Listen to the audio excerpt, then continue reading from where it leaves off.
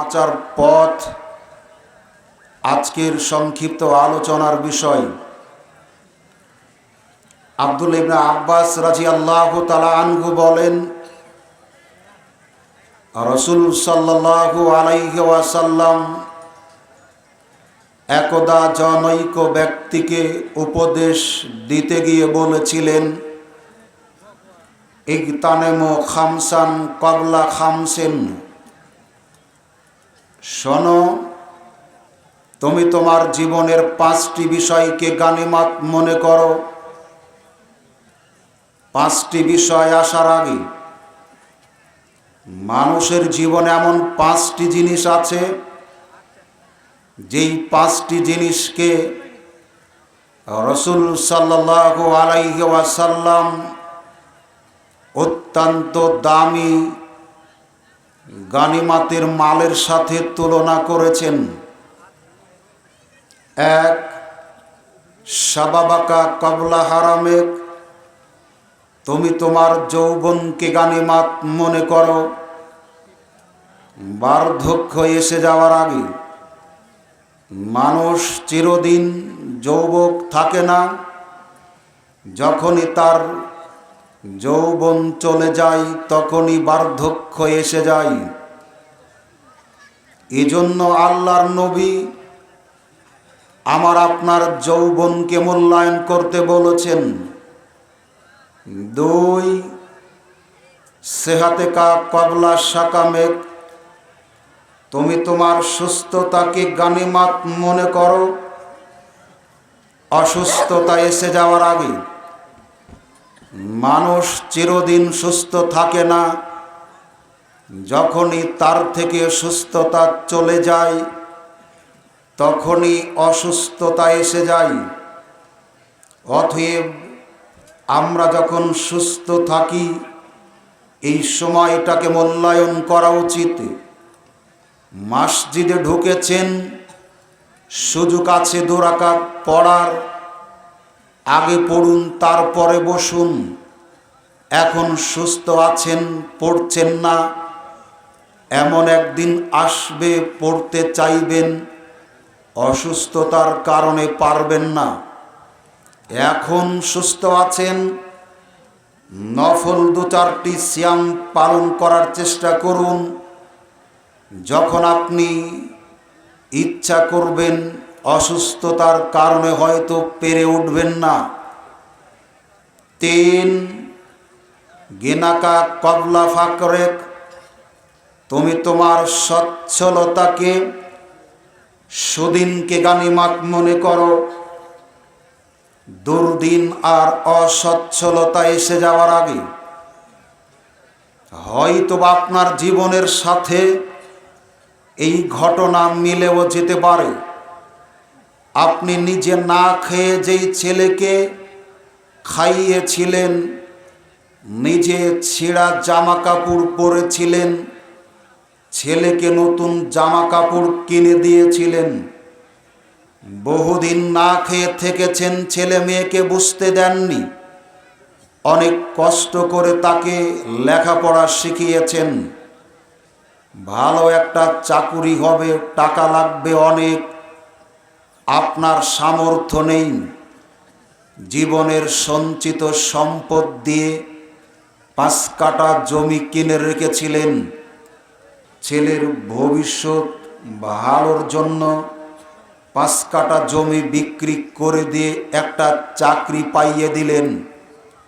আজকে আপনার ছেলে বড় একটা চাকরি করে, মোটা অঙ্কের বেতন পায়, ছেলে মেয়ে নিয়ে শহরে বসবাস করে, ফ্ল্যাট বাসা ভাড়া নিয়ে আপনার খোঁজ খবর নেয় না, আপনার খোঁজ খবর নিবে না। এটাই বাস্তবতা। আপনি আজকে অসুস্থ, ডাক্তার দেখাবেন, এই ছেলে সেই মেয়ের কাছে এতিমের মতো হাত পাততে হচ্ছে। আজকে আপনি অসুস্থ, ঔষধ কিনে খাবেন, আপনার ছেলে মেয়ের কাছে এতিমের মতো ধর্ণা দিতে হচ্ছে। রাসূল সাল্লাল্লাহু আলাইহি ওয়াসাল্লাম বলেছেন, তোমার জীবনে এই অসচ্ছলতা আর দুর্দিন নেমে আসার আগে তুমি তোমার সচ্ছলতাকে গানিমাত মনে করো। 4 ফারাগাকা কবলা শুগলেক, তুমি তোমার অবসরকে গানিমাত মনে করো। ব্যস্ততা এসে যাওয়ার আগে মানুষ চিরদিন সুস্থ থাকে না, যেমন অবসর থাকে নাও তেমন। যখন মানুষের জীবনের অবসর চলে যায় তখনই ব্যস্ততা এসে যায়। আপনাকেই বলছিলাম, অবসর আছেন বলেই তাস খেলে কাটাবেন, লুডো দাবা ক্যারাম বোর্ড খেলে কাটাবেন, এজন্য আল্লাহ আপনাকে অবসর দেন নাই। রাসূল সাল্লাল্লাহু আলাইহি ওয়াসাল্লাম বলেন, কিয়ামতের দিন আল্লাহ সুবহানাহু ওয়া তাআলা বলবেন, দেখো আমার এই বান্দার ফরজ সালাতের অবস্থা কি। ফরজ সালাত নামাজে যদি ভুল ত্রুটি থাকে, ত্রুটি বিচ্যুতি থাকে, কমতি থাকে, ঘাটতি থাকে, আল্লাহ সুবহানাহু ওয়া তাআলা বলবেন, দেখো আমার এই বান্দার নফল কোনো সালাত আছে কিনা।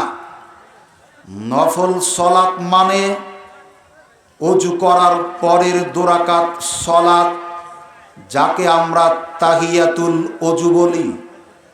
নফল সালাত মানে মসজিদে ঢুকেছেন, বসার আগে 2 রাকাত সালাত। আমার আপনার এই নফল সালাতগুলি যদি থাকে, আল্লাহ সুবহানাহু ওয়া তাআলা বলবেন, এই নফল সালাতগুলি দিয়ে তার ফজর, জোহর, আসর, মাগরিব, এশা, জুমা, এই ফরজ সালাতগুলিতে যে ত্রুটি বিচ্যুতি আছে, ঘাটতি আছে, কমতি আছে, এই ঘাটতি কমতিগুলি পূরণ করে দাও। রাসূল সাল্লাল্লাহু আলাইহি ওয়াসাল্লাম বলেছেন, কিয়ামতের দিন আল্লাহ সুবহানাহু ওয়া তাআলা বলবেন, দেখো আমার এই বান্দার ফরজ সিয়ামের কি অবস্থা। রমজান মাসের সিয়াম ও রোজা ফরজ, যদি এখানে ত্রুটি বিচ্যুতি থেকে যায়, কমতি ঘাটতি থেকে যায়, আল্লাহ সুবহানাহু ওয়া তাআলা বলবেন, দেখো আমার এই বান্দার নফল সিয়াম আছে কিনা। নফল সিয়াম মানে সপ্তাহে 2 দিন, সোমবার বৃহস্পতিবারের দিন সিয়াম। নফল সিয়াম মানে প্রত্যেক আরবি মাসের 13, 14, 15 তারিখের সিয়াম। নফল সিয়াম মানে আশুরার 2টি সিয়াম। নফল সিয়াম মানে আরাফার সিয়াম। নফল সিয়াম মানে শাওয়াল মাসের 6টি সিয়াম। আমার আপনার এই সিয়ামগুলি যদি করা থাকে, আল্লাহ সুবহানাহু ওয়া তাআলা বলবেন, এই নফল সিয়ামগুলি দিয়ে রমজানের ঘাটতিগুলি পূরণ করে দাও। অবসর আল্লাহ সুবহানাহু ওয়া তাআলা আমাকে আপনাকে দিয়েছেন ফরজের ঘাটতি পূরণ করার জন্য, ইবাদত বন্দেগী করতে। আবু হুরায়রা রাদিয়াল্লাহু তাআলা আনহু বলেন, রাসূল সাল্লাল্লাহু আলাইহি ওয়াসাল্লাম বলেছেন, কালেমাতানে খাফিফাতানে আলাল লিসান সাকিলাতানে ফিল মিজান হাবিবাতানে ইলার রহমান। 2টি বাক্য রয়েছে, বলা খুব সহজ, নেকির পাল্লাতে ভারী, রবের নিকট অত্যন্ত প্রিয়। রাসূল সাল্লাল্লাহু আলাইহি ওয়াসাল্লাম বলেন, 2টি বাক্য রয়েছে, বলা খুব সহজ, নেকির পাল্লাতে ভারী, রবের কাছে অতীব প্রিয়। বাক্য 2টি হলো সুবহানাল্লাহি ওয়া বিহামদিহি সুবহানাল্লাহিল আযীম। রাসূল সাল্লাল্লাহু আলাইহি ওয়াসাল্লাম বলেছেন, যে বা যারা নারী পুরুষ ছোট বড় দিনে 100 বার যে ব্যক্তি এই তাসবিহ পাঠ করবে, তার আমলনামায় 1000 নেকি লেখা হবে। যেই সময় বসে আপনি তাস খেলাতে ব্যস্ত ছিলেন, এই সময় এই তাসবিহটা 100 কেন, হাজারো বার পড়া সম্ভব। রাসূল সাল্লাল্লাহু আলাইহি ওয়াসাল্লাম বলেছেন, সুবহানাল্লাহিল আযীম ওয়া বিহামদিহি, নারী পুরুষ ছোট বড় যে যারা এই তাসবিহটা দিনে রাতে যে যতবার পাঠ করবে, জান্নাতের ভিতরে তার জন্য ততটা খেজুরের গাছ লাগানো হবে। তার মানে সুবহানাল্লাহিল আযীম ওয়া বিহামদিহি, এই তাসবিহ নারী পুরুষ ছোট বড় যে যতবার পাঠ করবে, জান্নাতের ততটা খেজুর গাছের মালিক সে হবে। যেই সময় আপনি লুডুতে ব্যস্ত ছিলেন, স্টলে বসে গীবত পরনিন্দাতে লিপ্ত ছিলেন, সেই সময় এই তাসবিহটা হাজারো বার পাঠ করা সম্ভব। রাসূল সাল্লাল্লাহু আলাইহি ওয়াসাল্লাম বলেছেন, জান্নাতের ভিতরে অনেক কিছুর ভান্ডার আছে। আছে দুধের ভান্ডার, আছে ফলমূলের ভান্ডার, আছে মধুর ভান্ডার, আছে শরাবের ভান্ডার। দিনে রাতে নারী পুরুষ যে যতবার লা হাওলা ওয়ালা কুওয়াতা ইল্লা বিল্লাহ, লা হাওলা ওয়ালা কুওয়াতা ইল্লা বিল্লাহ, এই তাসবিহ যে যতবার পাঠ করবে, জান্নাতের ততটা ভান্ডার সে লাভ করবে। আপনাকে অনুরোধ করতে এসেছি, আপনি আপনার অবসর সময়টা এই তাসবিহ তাহালিল করে কাটিয়ে দেওয়ার চেষ্টা করুন। তাসের আড্ডাতে আর নয়, লুডু দাবা ক্যারামের আড্ডাতে আর নয়।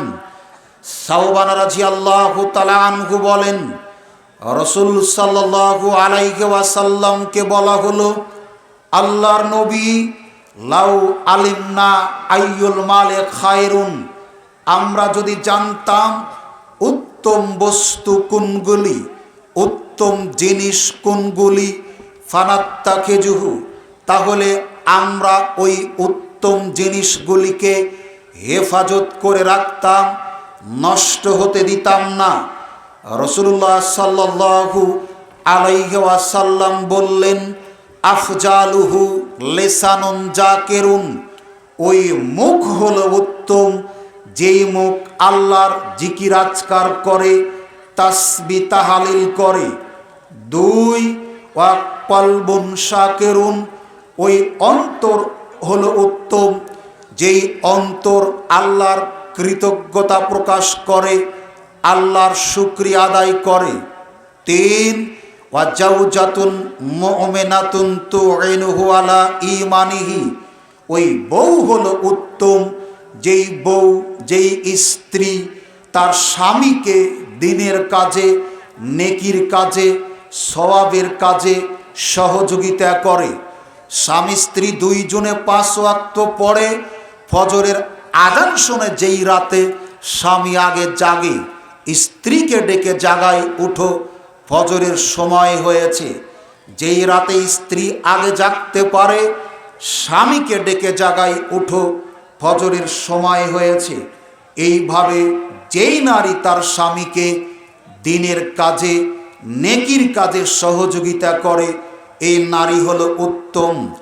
আপনাকে বলছিলাম, আপনি আপনার অবসরকে এইভাবে মূল্যায়ন করার চেষ্টা করুন। 5 হায়াতুকা কাবলা মাউতেক, তুমি তোমার জীবনকে গানিমাত মনে করো মৃত্যু এসে যাওয়ার আগে। আমি আপনি আমরা পৃথিবীতে এসেছি নির্দিষ্ট একটা সময়ের জন্য। মহান আল্লাহ বলেন, ইজা জাআ আজালুহুম ফালা ইস্তাখিরুনা সাআতাও ওয়ালা ইস্তাকদিমুন, মানুষের নির্দিষ্ট একটা সময় আছে। আপনি 2 টাকা দামের একটা বিস্কিটের প্যাকেট কিনে খাবেন, এই বিস্কিটের গায়েও লেখা আছে উৎপাদনের তারিখ, এই বিস্কিটের প্যাকেটেও লেখা আছে মেয়াদ উত্তীর্ণের তারিখ, কতদিন পর্যন্ত এই বিস্কিটটা খাওয়া যায়। বিস্কিট খাওয়ার একটা নির্দিষ্ট সময় আছে। পানির বোতলটা আছে, প্যাকেটজাত করার তারিখ তার গায়ে লেখা আছে, কতদিন পর্যন্ত খাওয়া যাবে এই তারিখটাও লেখা আছে। আপনি ভুল বুঝেছেন কিয়ামত পর্যন্ত বাঁচবেন, আপনার ভুল ধারণা বহুদিন বেঁচে থাকবেন, হয়তো এক সময় ইবাদত করব। জি না, আমার আপনারও একটা নির্দিষ্ট হায়াত আছে। রাসূল সাল্লাল্লাহু আলাইহি ওয়াসাল্লাম বলেছেন, আমি আপনি আমরা যখন মায়ের পেটে ছিলাম ৩৪ পরে আল্লাহ একজন ফেরেশতা সেখানে পাঠান। তারপরে ফেরেশতাকে বলেন তুমি লেখো। ফেরেশতা বলেন আমি কি লিখব? তখন আল্লাহ সুবহানাহু ওয়া তাআলা তাকে 4টি জিনিস লিখতে বলেছিলেন। তার একটা হলো আজালাহু, আমি আপনি পৃথিবীতে এসে কত সাল পর্যন্ত বেঁচে থাকব, কত সালে আসব, আর কত সালে মৃত্যু হবে, এই হায়াতটা 43-এ লেখা হয়েছে। এখানে শেষ নয়। রাসূল সাল্লাল্লাহু আলাইহি ওয়াসাল্লাম বলেন, কাতাবাল্লাহুল মাকাদিরাল খালায়েকি কাবলা আন ইয়াখলুকাস সামাওয়াতি ওয়াল আরজা ওয়া খামসিনা আলফা সানাতিন। আসমান জমিন সৃষ্টি করার 50,000 বছর আগে আল্লাহ সুবহানাহু ওয়া তাআলা আমাদের তকদিরটা লিখে রেখেছেন। অতএব সাবধান, জীবনকে মূল্যায়ন করুন। এই জীবনের অনেক দাম, এই জীবনকে দিয়ে অনেক কিছু করা সম্ভব, তবে জাহান্নামের খোরাক হিসেবে গড়ে তুলবেন না। জান্নাতের বাসিন্দা হিসেবে, জান্নাতের উপযোগী হিসেবে গড়ে তোলার চেষ্টা করুন। আল্লাহ সুবহানাহু ওয়া তাআলা আমাদের সকলকেই সেই তৌফিক দান করুন, আমিন। বলছিলাম, বর্তমান দেশে নারীদের অধঃপতন উত্তরেন এর কারণ ও প্রতিকার। নারীদের অধঃপতনের কারণ আমরা যেটা মনে করি, 1 নম্বর, সেটা হলো ইসলামী শিক্ষার যথেষ্ট অভাব। এই জন্য নারীরা আজকে লাঞ্ছিত, বঞ্চিত, ইফটিজিংয়ের শিকার, ধর্ষণের শিকার। যদি তারা উপযুক্ত শিক্ষায় শিক্ষিত হতে পারত, তাহলে তারা তাদের ইজ্জত সম্ভ্রম রক্ষা করার ব্যাপারে যথেষ্ট হতো। তারা ইসলামী শিক্ষায় শিক্ষিত নয়, বিধায় তাদের আজকে সমাজে নানান ফিতনা ফাসাদের শিকার হতে হচ্ছে। না হলে আপনাকে দেখায়, অন্ধকার যুগে ইসলাম যখন আসেনি, আইয়ামে জাহেলিয়াতের যুগে নারীদের কোনো সামাজিক মানমর্যাদা ছিল না, সমাজে কোনো দাম ছিল না। হাট বাজারে যেমন গরু ছাগল বিক্রি করা হয়, এইভাবে নারীদেরকে হাট বাজারে বিক্রি করা হতো। তারা পিতামাতার সম্পদে ভাগ পেত না। তাদের সন্তানরা, তাদের বৈমাত্রিক অথবা তাদের সৎ ছেলেরা যখন মারা যেত, তাদের স্বামী অন্য স্ত্রীর সন্তানেরা তার এই মাকে ভোগ করার জন্য বন্টন করে পর্যন্ত নিত।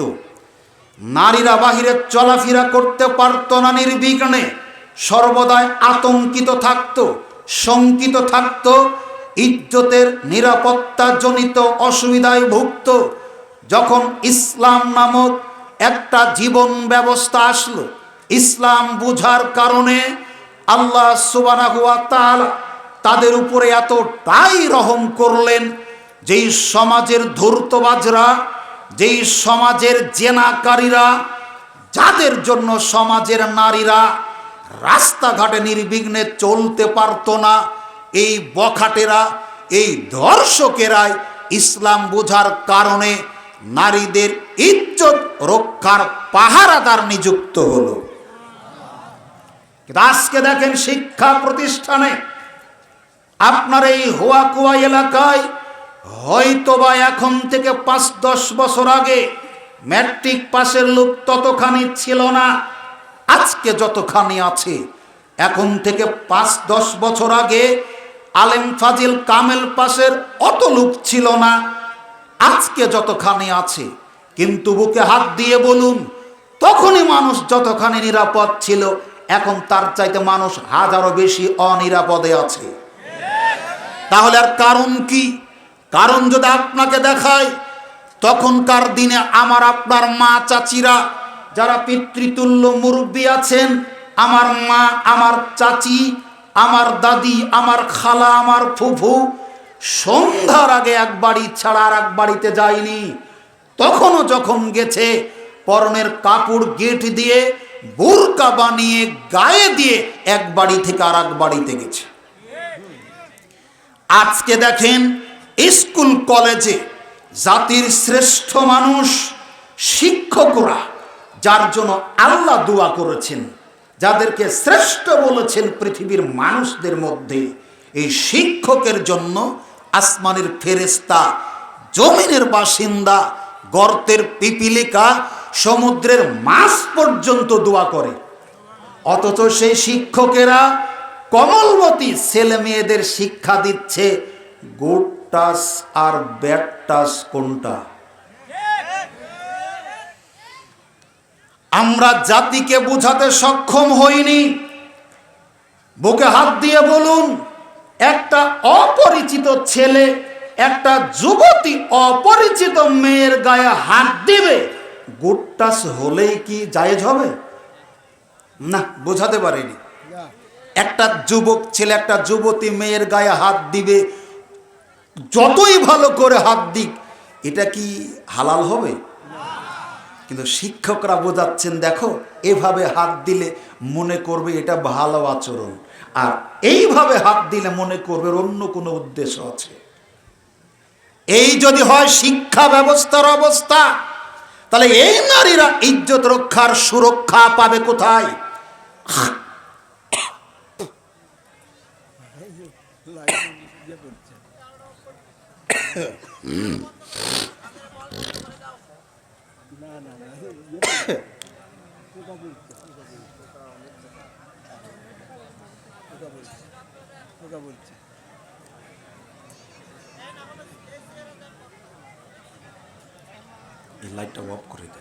সম্মানিত উপস্থিতি, বলতে চাচ্ছিলাম আল্লাহ রাব্বুল আলামিন বলেছেন যে শিক্ষাতে কল্যাণ আছে, যেই শিক্ষাতে আপনার মূল্যায়ন আছে, যেই শিক্ষাতে মানুষের উপকারিতা আছে, যেই শিক্ষাতে স্রষ্টাকে চেনা যায়, যেই শিক্ষাতে সৃষ্টি তত্ত্ব সম্পর্কে জানা যায়, যেই শিক্ষাতে মানুষ তার মানবতা বুঝে, যেই শিক্ষাতে মানুষ বড়দের সম্মান বুঝে, যেই শিক্ষাতে ছোটদের স্নেহ করা বুঝে, এই শিক্ষায় যদি আমরা শিক্ষিত হতে না পারি, তার নারীদের ইজ্জতের সুরক্ষা দেওয়া সম্ভব হবে না।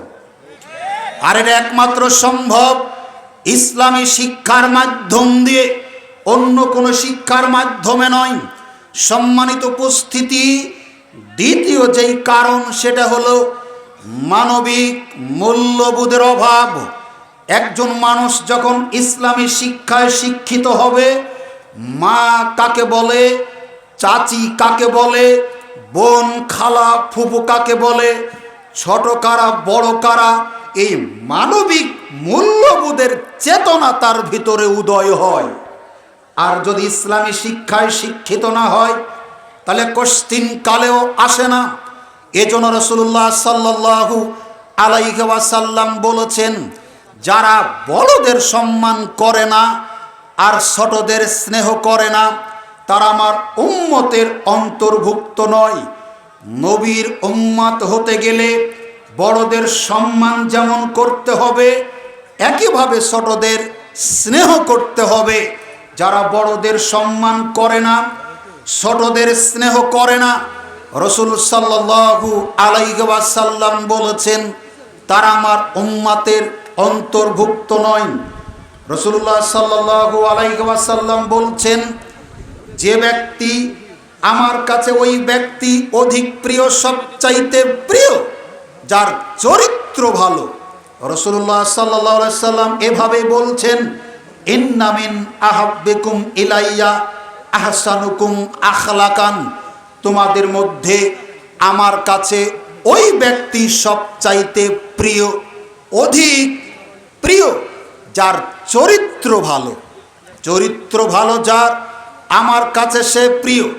রাসূল সাল্লাল্লাহু আলাইহি ওয়াসাল্লাম বলছেন, কিয়ামতের দিন মিজানের পাল্লাকে সবচেয়ে সবচেয়ে ভারী করে দিবে যেই জিনিস, মিজানের পাল্লাকে সবচাইতে ভারী করে দিবে যে আমল, রাসূল সাল্লাল্লাহু আলাইহি সাল্লাম বলছেন সেটা হলো উত্তম চরিত্র। উত্তম চরিত্র মিজানের পাল্লাকে ভারী করে দেয়।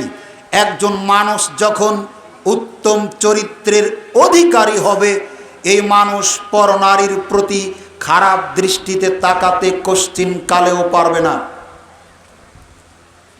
দুশ্চরিত্রের লোকেরাই নারীদের প্রতি আসক্ত হয় বেশি, তারা ইফতিজার হয় বেশি, তারা ধর্ষক হয় বেশি। যারা চরিত্রবান মানুষ তারা লজ্জাস্থানের হেফাজত করে। সম্মানিত উপস্থিতি, 3 নাম্বার যেই কারণ আমরা মনে করি সেটা হলো অশ্লীলতা। অশ্লীলতার সয়লাভ যত বেশি হচ্ছে, নারীরা তত বেশি তার ইজ্জত হারাচ্ছে। অশ্লীলতার পরিমাণ যত বেড়ে যাচ্ছে, নারীরা তাদের ইজ্জত ততটাই হারাচ্ছে। এই অশ্লীলতা গোপন এবং প্রকাশ্য দুইভাবেই হয়ে থাকে।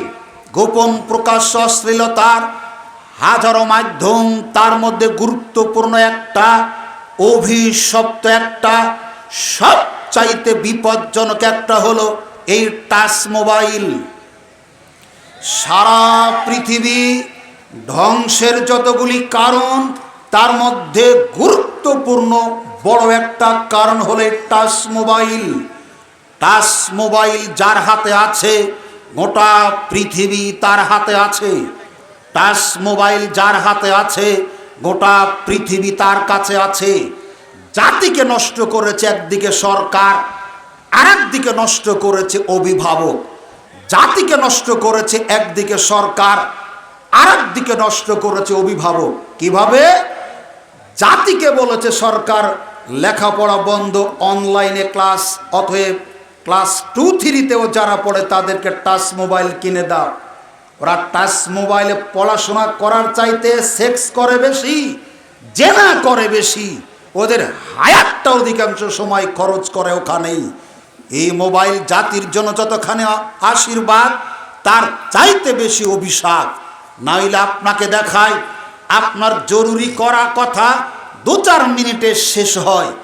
রাস্তা দিয়ে যাচ্ছেন, ধুলাবালি নাকে ঢুকছে, এজন্য নাকে রুমাল দিয়ে আছেন, অথচ এই রাস্তার পাশেই টাচ মোবাইল কানে ধরে ঘন্টার পর ঘন্টা কাটাচ্ছে। বলেন তো এটা কি দরকারি কথা? কথা বলুন, এটা কি প্রয়োজনীয় কথা? অবশ্যই নয়। এমনি করে ছেলেটা তার জীবন যৌবন সব কিছুকে নষ্ট করে ফেলে দিচ্ছে। আপনাকে বলি, অনেক পরিবার এই মোবাইলের কারণে ধ্বংস হচ্ছে। অনেক মায়ের সোনার সংসার এই মোবাইলের কারণে তছনছ হয়ে গেছে। অনেক বোনের সোনার সংসার এই মোবাইলের কারণে ভেঙ্গে খান খান হয়ে